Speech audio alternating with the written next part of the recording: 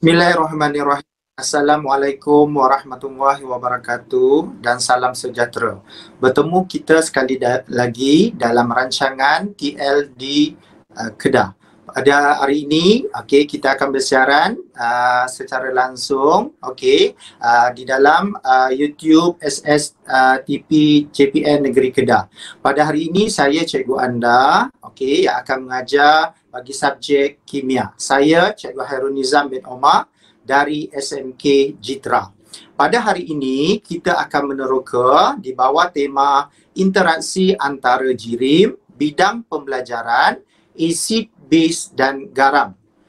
Standard kandungan, peranan air dalam menunjukkan keazidan dan juga kealkalian. Standard pembelajaran yang pertama, mendefinisi asid dan alkali. Yang kedua, menyatakan maksud kebesaran asid. Yang ketiga, mengeksperimen untuk mengkaji peranan air dalam menunjukkan sifat asid dan alkali. Baiklah pelajar, untuk asid dan alkali, pelajar telah belajar sedikit ilmu berkaitan ini semasa pelajar berada di tingkatan 2. So hari ini kita akan meneroka dengan lebih lanjut. Apa maksud asid? Mungkin pelajar tergambar asid ni sesuatu benda yang berbahaya, sesuatu bahan yang mengakis. So jadi pada hari ini kita akan belajar apa maksud asid yang sebenar. So maksud asid yang sebenar ialah bahan kimia yang mengayon di dalam air untuk menghasilkan ion hidrogen. So apa formula ion hidrogen? So formula ion hidrogen kita ada H+. So contoh katakan kita ada hidrogen klorida. So kita ada HCl. So HCl akan mengayon, dia akan menghasilkan H+ dan Cl-. So ion hidrogen adakah akan tinggal bersendirian? Tidak. Sebenarnya ion hidrogen daripada HCl akan berpadu dengan air untuk membentuk ion hidroksonium. Dan juga bahan lain kita ada Cl-. So kalau formula kita ada HCl, tindak balas dengan air, pengayunan di dalam air, so dia akan menghasilkan ion hidroksonium and then kita ada Cl-. Ion hidroksonium ni lah yang sebenarnya menunjukkan sifat asid. Namun untuk penerangan, biasanya kita akan mewakilkan ion hidroksonium ni dengan ion H+. Seterusnya, kita tengok. Ini adalah contoh-contoh asid. Yang pertama, apakah nama asid ini? HCl kita ada asid hidroklorik. Yang kedua, kita ada HNO3, pandai. So, kita ada asid nitrik. Yang ketiga, kita ada H2SO4. Yang ini kita ada asid sulfurik. So, contoh kita ada HCl. Apabila mengayon di dalam air akan menghasilkan ion hidrogen dan juga ion klorida. So as long as kita ada ion hidrogen, HCl boleh menunjukkan sifat asid. Yang kedua kita ada HNO3. Apabila mengayon menghasilkan ion hidrogen dan juga ion nitrat. So kita ada H+ menunjukkan sifat asid. And then kita ada H2SO4, H2SO4. So H2SO4 yang ini adalah asid sulfurik. So apabila mengayon di dalam air akan menghasilkan ion hidrogen dan juga ion sulfat. So ada ion hidrogen menunjukkan H2SO4 boleh menunjukkan sifat asid. Seterusnya para pelajar, kita tengok pula kepada kebesaran asid. Apa maksud kebesaran asid? Kebesaran asid merujuk kepada bilangan ion hidrogen yang boleh dihasilkan oleh satu molekul asid yang mengayon di dalam air. Contoh, sebenarnya kebesaran asid yang kita akan belajar dalam silibus kita ada 3. Okey, yang pertama kita ada asid monoprotik, yang kedua asid diprotik, dan yang ketiga kita ada asid triprotik. Okey, kita teroka yang pertama kita ada asid monoprotik. Mono ni apa maksud dia? Mono maksudnya satu. Okey, so contoh yang diberi kita ada HCl, asid hidroklorik. So HCl apabila mengion, okey, akan menghasilkan ion hidrogen dan juga ion klorida. Okey, so asid hidroklorik apabila mengion di dalam air akan menghasilkan satu ion hidrogen, okey, per molekul asid. Dalam satu molekul asid akan menghasilkan satu ion hidrogen. That's why bila ada satu saja per molekul asid, satu ion hidrogen per molekul asid, jadi kita kelaskan sebagai asid monoprotik. Okey? Okey, contoh yang kedua, apa yang boleh kita kelaskan sebagai asid monoprotik? Okey, pandai. So kita ada HNO3, asid nitrik. So asid nitrik apabila mengion di dalam air akan menghasilkan satu ion hidrogen per molekul asid dan juga ion nitrat. Okey, so disebabkan satu ion hidrogen per molekul asid terhasil, so asid nitrik kita kelaskan sebagai asid monoprotik. Okey, seterusnya, okey, kebiasaan asid yang kedua, kita ada asid diprotik. Apa maksud di? Di merujuk kepada dua. Okey, contoh yang diberi di sini adalah asid sulfurik H2SO4. Okey, contoh kita ada H2SO4 apabila mengion di dalam air akan menghasilkan dua ion hidrogen per molekul asid dan juga ion sulfat. So, disebabkan kita ada dua ion hidrogen per molekul asid, jadi kita kelaskan asid sulfurik sebagai asid diprotik. Okey, so kalau soalan tanya apa maksud asid diprotik? Asid yang menghasilkan dua ion hidrogen per molekul asid. Okey, seterusnya yang ketiga kebiasaan asid kita ada apa? Asid triprotik. Okey, asid triprotik yang diberi contoh di sini adalah asid fosforik. Formula bagi asid fosforik adalah H3PO4. Okey, cuba pelajar buat persamaan pengayunan H3PO4 bagi asid fosforik. Okey. Okey, kita cuba H3PO4. Okey, apabila asid fosforik mengion di dalam air, so akan menghasilkan 3H+ campur PO4 3-. Okey. So disebabkan asid fosforik menghasilkan 3 ion hidrogen per molekul asid. So jadi kita kelaskan asid fosforik sebagai asid triprotik. Tri ni maksudnya 3. Okey, kalau mono 1, di 2, tri kita ada 3. So jadi pelajar ada berapa kebiasaan asid yang kita belajar pada hari ini? Ada 3. Asid monoprotik, asid diprotik dan juga asid triprotik. Okey, seterusnya setelah kita belajar kebiasaan asid, okey, kita nak uji minda. Okey, cuba tengok dialog bagi pemikiran pelajar ini. Okey, asid formik dengan formula HCOOH digunakan dalam penggumpalan latex. Okey, apa maksud latex? Latex tu sama macam susu getah lah. Okey, adakah asid formik HCOOH suatu asid diprotik? Okey, biasa pelajar dia akan tengok dari segi formula, dia akan mengkelaskan asid formik ni sebenarnya adalah asid diprotik. That's why pelajar ni cakap, adakah dia dikelaskan sebagai diprotik? Okey, kenapa? Okey, baiklah. Untuk menguji soalan ini, pelajar mesti menulis persamaan pengayunan bagi asid formik. Asid formik ni adalah asid lemah. Disebabkan asid lemah, ia akan mengion separa lengkap. Okey, so kita ada HCOOH.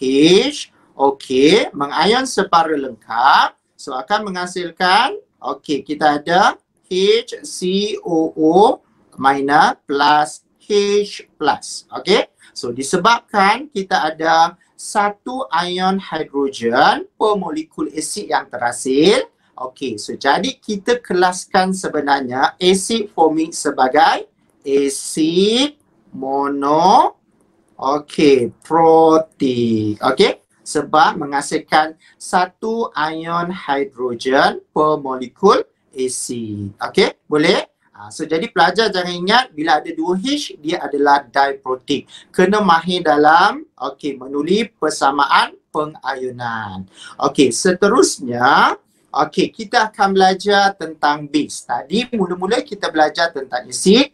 Okey, sekarang kita akan belajar tentang base. Okey, apa maksud base? Okey, base ialah bahan yang bertindak balas dengan asid menghasilkan garam dan air sahaja. Okey. Okey, contoh base yang saya paparkan di sini, kita ada dua jenis contoh base. Yang satu berasaskan oksida logam, okey. Yang kedua berasaskan hidroksida logam. Okey. So untuk contoh base yang berasaskan oksida logam, kita ada MgO, okey, magnesium oksida, dan juga kita ada CuO iaitu cuprum 2 oksida. Bagi contoh base yang berasaskan hidroksida logam, kita ada magnesium hidroksida, okey. And then yang kedua kita ada kalsium hidroksida. Okey, so yang ini adalah contoh-contoh base. Okey, seterusnya mari kita tengok contoh persamaan apabila base bertindak balas dengan asid. So, kita ada magnesium oksida. So, yang ini kita ada base, dia akan bertindak balas dengan asid. So, dia akan menghasilkan garam. So, garam yang terhasil adalah apa? So, garam yang terhasil adalah magnesium sulfate. Dan hasil sampingan dia adalah air. Seterusnya kita ada contoh base yang kedua yang berasaskan hidroksida logam. So kita ada kalsium hidroksida. So kalsium hidroksida, dia akan bertindak balas dengan asid. So dia akan menghasilkan kalsium, nitrat dan juga air. So kalsium nitrat ni adalah dia adalah garam. Seterusnya pelajar kena pelajar kena tahu apa maksud base. Yang berkelas dengan asid menghasilkan garam dan juga air sahaja. Seterusnya kita nak belajar. Dah belajar tentang asid, dah belajar tentang base. Seterusnya kita akan belajar tentang alkali. So alkali ni pelajar pernah dengar semasa tingkatan 2. Apa maksud alkali? So, alkali ialah bahan kimia yang mengayon di dalam air untuk menghasilkan ion hidroksida. So, apa formula ion hidroksida? Pandai. So, formula ion hidroksida adalah OH negatif. So, sebenarnya alkali ni adalah base yang kita belajar tadi, tetapi dia larut dalam air. Base yang larut dalam air sebenarnya kita panggil adalah alkali. Contoh alkali. Apa dia? So kita ada natrium hidroksida. Yang kedua kita ada apa? Kalium hidroksida. So ni contoh-contoh alkali yang biasa kita dengar, yang biasa kita guna dalam eksperimen tingkatan 4 dan juga tingkatan 5. So definisi dia kena hafal. Contoh. Kita ada pellet natrium hidroksida. So pellet ni dalam keadaan pepejan. So apabila kita campur dengan air, natrium hidroksida ni terdiri daripada ion natrium dan ion hidroksida. Dalam keadaan pepejar, dia terikat oleh daya elektrostatik yang kuat. Maksudnya dia wujud dalam struktur kekisinya. Apabila kita larutkan dalam air, natrium hidroksida akan mengayon. Dia akan mengayon menghasilkan Na+, ion natrium dan juga ion ion hidroksida. So as long as kita ada OH minus, kalau kita tengok tadi, so natrium hidroksida merupakan suatu alkali. So ada ion hidroksida menunjukkan suatu bahan kimia itu menunjukkan sifat alkali. So kalau tengok dalam beaker seterusnya ni, kita ada OH minus. Contoh alkali yang kedua yang ingin saya paparkan kepada semua pelajar. Okey, contoh kita ada ammonia gas. Okey, ammonia formula dia apa? Okey, pandai. So kita ada NH, okey, 3. Apabila gas ammonia dilarutkan dalam air, so gas ammonia ini akan mengion. Okey, dia akan mengion, dia akan menghasilkan ion amonium dan juga ion hidroksida. Okey, cuba kita tulis persamaan pengionan. Okey, so kita ada NH3, okey, tindak balaskan dengan air. So, dia akan menghasilkan apa? Ion amonium. So, okey, and then kita ada OH minus. So, OH minus ni ada apabila kita larutkan ammonium gas ke dalam air. So, ammonium gas dia akan mengion dan menghasilkan ion hidroksida. So, that's why ammonia boleh menunjukkan sifat alkali. Okay? Okay. Seterusnya, okay, kita akan belajar tentang kegunaan asid. Tadi kita dah belajar, okay, apa maksud asid, apa maksud alkali, apa maksud base. So, sekarang kita nak belajar kegunaan asid, base dan alkali. Sedar tak pelajar? Sebenarnya, asid, base dan alkali kebanyakannya kita menggunakan dalam kehidupan seharian. Cuma kita sedar ataupun tidak. Okay? So, paparan pada slide seterusnya saya tunjukkan kepada semua pelajar adalah beberapa contoh asid, okey, dan kegunaannya dalam kehidupan seharian kita.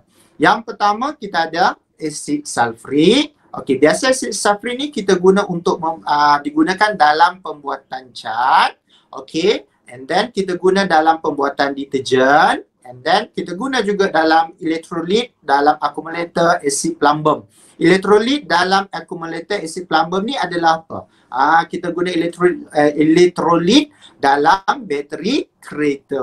Okey? Okey, yang kedua kita ada asid hidroklorik. Okey, asid hidroklorik ni apa kegunaan dia? Okey, kita guna untuk menghilangkan karat. Contohnya pada karat pada besi kereta. So kita akan guna asid hidroklorik.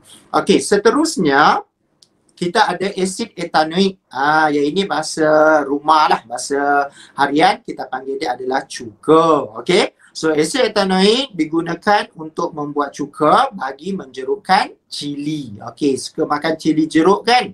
Okey, so sebenarnya cili jeruk ni, okey, kita nak menjerukkannya, kita menggunakan asid etanoik. Okey, seterusnya kita ada asid nitrik. Okey, asid nitrik digunakan untuk membuat baja nitrat. Sebab asid nitrik ni ada unsur nitrogen. Okey, unsur nitrogen diperlukan oleh tumbuhan secara makronutrien. Okey, ini adalah contoh-contoh kegunaan asid, okey, dalam kehidupan seharian. Okey, seterusnya saya paparkan kepada semua pelajar, okey, kegunaan base dan alkali dalam kehidupan seharian. Okey, contoh, okey, pagi tadi kita mandi, kita menggunakan sabun. Betul tak? Okey. So kita ada di sini bukan asid lah. So di sini kita ada base ataupun alkali. Okey, so kita ada natrium hidroksida. So natrium hidroksida digunakan untuk membuat sabun. Okey, manakala kita ada amonia. Okey, amonia biasanya kita gunakan dia untuk pembuatan baja. Okey, tadi sama juga dengan asid nitrik sebenarnya. Okey. Okey, yang ketiga, base atau alkali yang kita guna adalah magnesium hidroksida. Okey, di mana kita boleh jumpa magnesium hidroksida? So magnesium hidroksida digunakan dalam pembuatan ubat gigi dan juga ubat gastrik. Okey. So pagi tadi gosok gigi kan. Sebenarnya dalam ubat gigi selain kita ada bahan-bahan kimia yang lain, so kita ada juga magnesium hidroksida. Okey, seterusnya kita ada kalsium hidroksida. Okey, kalsium hidroksida kita guna dalam membuat simen. Okey. So ini adalah contoh-contoh kegunaan bagi base dan juga alkali. So kita dah tahu kegunaan asid, kita dah tahu kegunaan base dan juga alkali. Okey, seterusnya kita akan meneroka, okey, eksperimen. Tetapi disebabkan pandemik, okey, saya akan mengajar konsep, okey, eksperimen berkaitan peranan air dalam menunjukkan sifat asid. Okey, so nanti selepas berakhirnya pandemik, pelajar boleh membuat eksperimen bersama dengan guru masing-masing. Okey, baiklah. Kalau kita tengok buku teks, okey, kita nak kaji peranan air dalam menunjukkan sifat asid. Okey, asid yang kita gunakan dalam eksperimen kali ini adalah asid oksalik dengan formula C2H2O4. C2H2O4. Kadang-kadang dalam buku rujukan, asid oksalik ditulis sebagai H2C2O4. Dia sebenarnya samalah asid oksalik. So untuk eksperimen ini saya akan menerangkan prosedur untuk eksperimen mengkaji peranan air dalam menunjukkan sifat asid. Prosedur yang pertama, apa yang perlu kita buat? Masukkan satu spatula pepejal asid oksalik. So pelajar ambil satu spatula asid oksalik, C2H2O4, and then pelajar masukkan dalam dalam mana? Kita masukkan dalam tabung uji. And then kita masukkan sehelai kertas litmus berwarna biru. Kertas litmus berwarna biru. Kita masukkan. Tapi yang saya tulis ni sebab awak saya warna merah. So ingat, kertas litmus berwarna biru yang kering ke dalam tabung uji.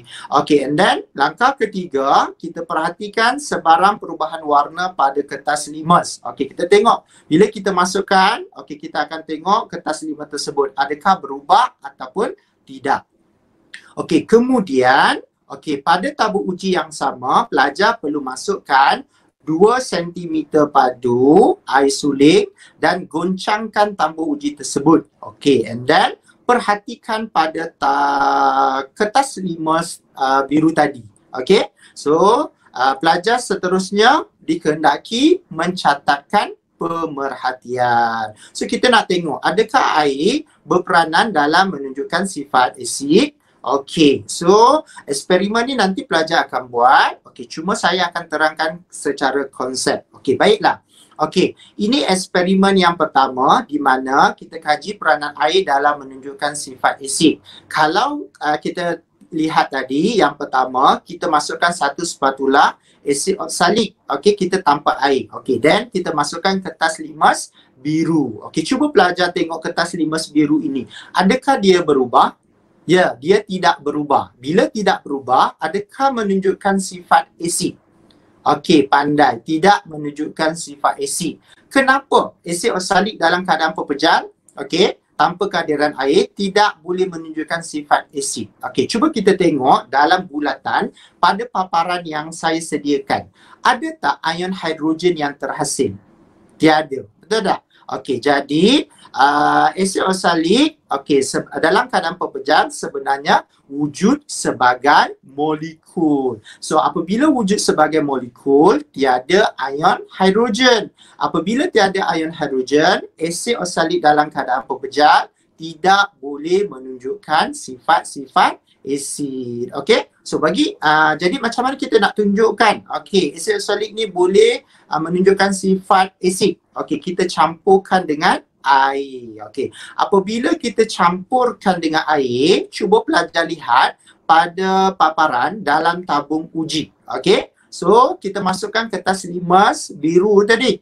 Dia akan bertukar kepada warna apa? Pandai. Kertas litmus biru akan bertukar kepada warna merah. Menunjukkan larutan yang terhasil adalah larutan yang bersifat asid. So macam mana larutan ni bersifat asid? Contohlah. Kita ada asid oksalik. So kita ada C2H. C2H berapa? H2O4. Apabila mengayon, dia akan menghasilkan apa? So dia akan menghasilkan H+, campur HC2O4 minus. So disebabkan ada ion hidrogen. Tengok kan ada ion hidrogen. So asid oksalik ini dalam keadaan larutan apabila ditambah dengan air. So asid oksalik ni boleh menunjukkan sifat asid kerana kehadiran ion hidrogen. Okey, so mungkin pelajar tertanya-tanya kenapa ada yang wujud sebagai molekul asid oksalik ni. Asid oksalik ni adalah asid lemah. Sebahagian mengayon secara lengkap, sebahagian mengayon, sebahagian lagi wujud sebagai molekul yang neutral. Maksudnya asid oksalik ini mengayon secara lengkap di dalam air, menghasilkan ion hidrogen yang rendah. Kepekatan ion hidrogen yang yang rendah. Okey. So, inilah peranan air dalam menunjukkan sifat asid. Okey, secara kesimpulan, saya boleh buat analogi. Macam kita dalam kehidupan seharian. Kalau kita tak ada makanan, kita boleh hidup lagi tak? Sebenarnya masih boleh hidup. Tapi kalau tak ada air, sebenarnya kita tak boleh hidup. Kita bergantung pada air terlalu banyak, kan? Okey, so jadi macam ni juga asid. Asid, memerlukan air, untuk menunjukkan sifat-sifat asid. Okey, seterusnya, kita akan mengkaji peranan air dalam menunjukkan sifat alkali. Dalam sifat alkali, air ni berperanan sangat penting. Sama juga macam asid. So apakah prosedur eksperimen ini? Yang pertama, masukkan setengah spatula pellet natrium hidroksida ke dalam sebuah tabung uji. Kemudian masukkan sehelai kertas litmus merah. Kenapa kita masukkan kertas litmus merah? Tujuan dia adalah untuk menguji sifat alkali, yang kering ke dalam tabung uji. Perhatikan sebarang perubahan warna pada kertas litmus merah. And then catatkan pemerhatian. Kemudian kita masukkan kertas litmus merah, kita rekodkan kertas litmus merah ni adakah mengalami perubahan warna ataupun kekal. Kekal kertas litmus merah. Seterusnya kita dah campurkan 2 cm padu air and then kita mesti goncangkan. Kemudian kita lihat perubahan warna pada kertas litmus merah dan rekodkan pemerhatian. So eksperimen ni pun sama, pelajar akan buat bersama guru-guru apabila selesai pandemik COVID. Cuma pada hari ini cikgu akan berkongsi kepada semua konsep peranan air dalam menunjukkan sifat alkali. Baiklah. Dalam keadaan pellet, ion natrium dan ion hidroksida terikat oleh daya elektrostatik yang kuat dalam struktur kekisinya. So, jadi ion hidroksida tidak bebas bergerak. Bila tidak bebas bergerak, adakah dalam keadaan pellet natrium hidroksida boleh menunjukkan sifat alkali? Tidak. So, sebab tiada ion hidroksida yang bebas bergerak. So, apa perlu kita buat? Kita campurkan dengan air. So, jadi tanpa air, kertas litmus dalam pellet natrium hidroksida tidak berubah. Kita campurkan dengan air. Apabila kita campurkan dengan air, natrium hidroksida akan menghasilkan ion natrium dan ion hidroksida. So, cuba pelajar lihat ion hidroksida. Adakah dia terikat lagi? Dia mengayon sepenuhnya. Apabila mengayon, ion hidroksida akan bebas bergerak. Apabila bebas bergerak, wujud kehadiran ion hidroksida menunjukkan natrium hidroksida boleh menunjukkan sifat-sifat sifat-sifat apa? Sifat-sifat alkali. That's why lah kalau pelajar lihat tadi kita ada kertas litmus warna merah. Dia akan bertukar kepada warna apa? Pandai. Dia akan bertukar kepada warna biru. Menunjukkan natrium hidroksida apabila ditambah dengan air boleh menunjukkan sifat-sifat alkali. Baiklah. Seterusnya kita dah habis belajar tentang asid, base dan alkali. Dah habis belajar tentang penggunaan asid base, kegunaan asid base dan alkali. Dan kita dah belajar juga tentang peranan air dalam menunjukkan sifat asid dan alkali. Sekarang kita nak uji sama ada pelajar faham apa yang saya ajar ataupun tidak. Kita mulakan dengan soalan objektif. Pernyataan manakah yang betul tentang asid? Okey, so yang mana betul tentang asid? Okey, kita baca sama-sama.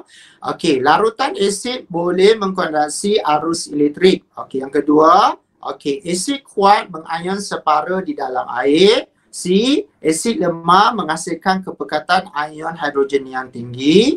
Okey, D, kehadiran air membolehkan asid menghasilkan ion hidroksida. Okey, nak senang kita cari dulu yang mana salah. Okey, asid, adakah dia menghasilkan ion hidroksida?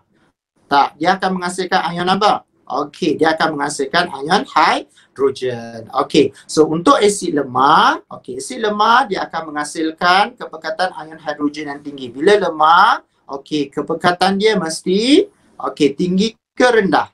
Okey, asid lemah menghasilkan kepekatan ion hidrogen yang rendah. So C pun salah. Asid kuat, mengion separa. Bila kuat dia mengion sepenuhnya. So yang ni nanti kita akan cover untuk subtopik yang akan datang. Okey, so jawapan dia sebenarnya adalah A. Okey, larutan asid boleh mengkonduksikan arus elektrik. Sebab apa? Bila sebut larutan, kita dah campurkan dengan air. So ada ion hidrogen yang bebas bergerak dan sifat asid boleh ditunjukkan. Okey, seterusnya, soalan objektif seterusnya, ciri hidrogen klorida yang manakah membolehkannya menunjuk sifat keazidan. Okey, yang ni tadi saya dah tunjuk. Hidrogen klorida dalam bentuk gas. So apabila dia larut dalam air, so dia akan menghasilkan ion hidrogen dan ion klorida. Okey, nak tunjukkan sifat asid mesti ada apa? Ion hidrogen. Okey. So yang mana yang benar ciri hidrogen klorida yang dinyatakan yang menunjukkan sifat asid. Nak tunjuk sifat asid mesti ada ion hidrogen. So pelajar kena cari yang mana satu yang ada perkataan ion hidrogen. Okey, cuba kita tengok D. Mengion dalam air untuk membentuk ion hidrogen. Okey. Okey, so jawapan dia D. Okey. Itu yang menunjukkan sifat asid. Okey, seterusnya soalan objektif yang ketiga, kita ada antara pernyataan berikut yang manakah benar tentang akali. Okey, akali. Yang mana benar tentang akali? Akali tidak mengakis. Betul ke salah? Sebenarnya bahan kimia ni mostly dia adalah mengakis. Okey. So B, akali ialah base yang larut dalam air. Okey. Yang C, akali kuat mempunyai nilai pH yang rendah. Okey, D, akali lemah ialah akali yang mempunyai kadar pengayunan yang tinggi. Okey, so yang mana yang benar? Tadi kita dah belajar kan? Akali ialah base yang larut dalam air. So jawapan dia adalah B. Okey, seterusnya kita dah cover untuk soalan objektif. Sekarang kita nak uji minda bagi soalan kertas 2. Okey, uji minda bandingkan perbezaan pemerhatian berikut. Okey, ini adalah salah satu contoh soalan SPM. So kita ada HA. HA ni, okey, biasanya kita ada hidrogen klorida gas. Okey, gas hidrogen klorida. Apabila dia larut, okey, kita larutkan satu, kita alirkan, larutkan dalam HA ni dalam propanon. Okey, yang kedua kita larutkan HA dalam air. Okey, so apa pemerhatian yang boleh kita lihat apabila HA kita larutkan dalam propanon? Okey, cuba pelajar lihat. Okey, HA ni larut. Adakah HA ni mengion, menghasilkan H+? Pandai. So HA tidak mengion dalam propanon. Okey, HA tidak mengion, jadi dalam ni tiada ion hidrogen. Okey, so tak ada. Okey. Okey, tetapi kalau kita lihat HA dalam air. Okey, so HA dalam air, pelajar lihat bika yang kedua. Okey, apa yang kita nampak? HA ni dia akan mengion. Okey, so HA dia akan mengion, menghasilkan H+ dan A-. Okey, so ada ion hidrogen. So maksudnya apabila hidrogen klorida larut dalam air akan menghasilkan ion hidrogen. So HA ni dalam air boleh menunjukkan sifat asid. Sebab apa? Sebab ada ion hidrogen. Okey, seterusnya larutan yang ada HA dalam propanon kita tindak balaskan dengan kalsium karbonat. Kalsium karbonat ni kita ada CaCO3. So apa yang pemerhatian yang boleh kita tengok dalam beaker P dengan beaker Q.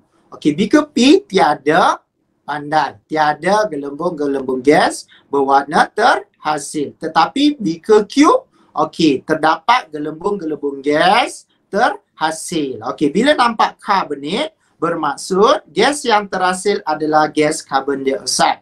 Okey, so maksudnya okey, bila ada gas, okey, tindak balas HA dalam air ni kita tindak balaskan dengan kalsium karbonat. So dia akan menghasilkan carbon dioxide gas. So maksudnya dalam beaker Q ni, okey, ada tindak balas. Tindak balas berlaku. Sebab apa? Ada ion hidrogen. Sebab apa? HA mengion di dalam air. Okey, kalau HA dalam propanon, okey, mengion? Tidak. Okey, HA wujud sebagai molekul. Okey, so bila tiada ion hidrogen, okey, dalam beaker P, ion hidrogen tidak boleh bertindak balas, okey, dengan kalsium karbonat. Okey, that's why dalam beaker P tiada, okey, gelembung-gelembung gas tidak berwarna terhasil, and then tindak balas tidak berlaku. Okey, baiklah pelajar, kita telah habis sesi pembelajaran kita bagi standard kandungan dan standard pembelajaran pada hari ini. Okey, so saya mengucapkan terima kasih kepada semua pelajar yang telah menumpukan pemerhatian, okey, yang telah menumpukan, okey, sepenuh pemerhatian semasa pembelajaran pada kali ini. InsyaAllah kita akan berjumpa pada masa dan hari yang lain. Okey, so jadi itu saja pada saya. Sebarang kelemahan dan kekurangan saya mohon maaf. InsyaAllah kita bertemu di masa yang akan datang. Sekian, terima kasih. Assalamualaikum.